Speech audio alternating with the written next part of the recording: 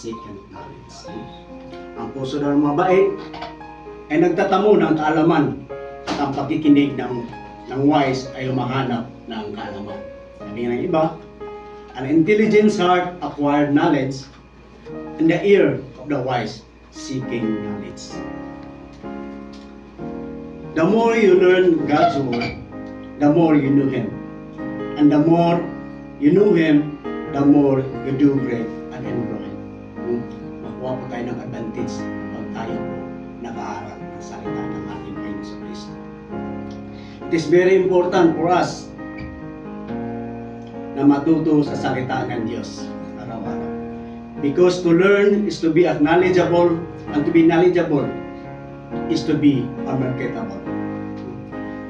Kung lagi po tayo nag-aaral ng salita ng Panginoon, maragdagan po ang ating mga knowledge at tayo ay mabinta po. Hindi lang mabinta ang ating spiritual, kundi ang ating pagkatao.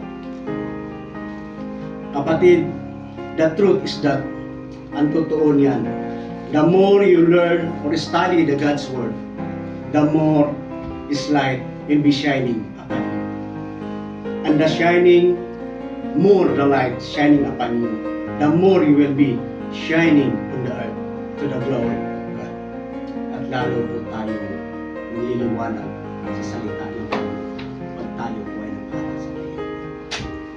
Kung nakikita po ninyo ang sa Netflix, yung bagong plan po nila, yung movie, yung The Force, siguro ang nakikita po ninyo, panoorin po ninyo yung Force na video. Napakaganda po yung story na po sa Christian. Yung story po, magkaroon po ng story, na siya po ang may-ari ng isang gym, na siya po ay nagkaroon ng mga facilities ng gym, sintuto po siya ng yung kanyang isang anak na lalaki, nasagasaan po ng isang lasing ng Manila. Sa kanyang galit, ay parang nawala na siya sa sarili, parang dismaya na siya, na-discourage na po siya sa buhay. Then siya po ay din-disciple, siya po ay nakarinig na salita ng Panginoon at nag-aral siya ng aral.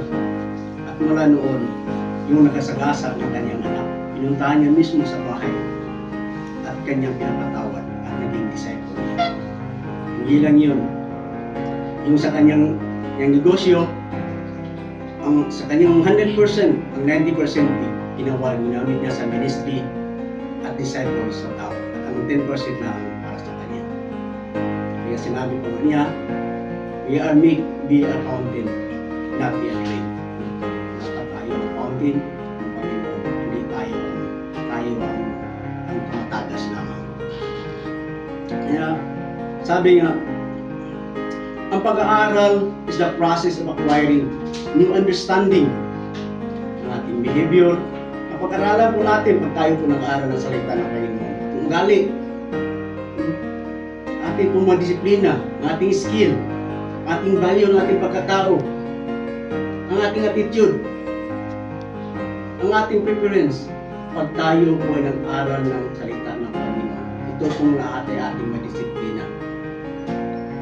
Pag alam po natin ang salita ng ating Panginoon sa Kristo. Learning is the cure of ignorance. Ang pag-aaral ng salita ng ating Panginoon ay isang gamot ng ating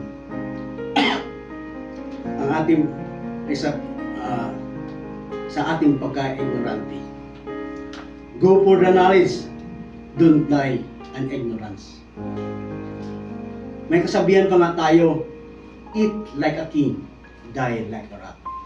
Pag wala po tayong knowledge, ay namamatay lang po tayo, gaya ng isang daga. Gusto lang po natin mabuhay, na masaya, gumastos, kumain, kung saan po tayo, dahil ignorante po tayo sa salita ng ating Panginoon sa Kristo. Because it's this word, you cannot be a great without learning new skill and things. Learning helps us to become mindful and aware of our identity.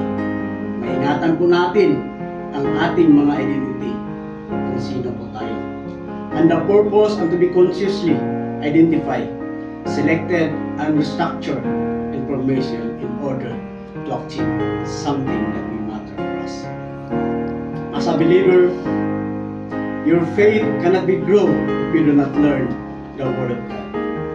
The more you learn, the more the Word of God, the more your faith will be increased.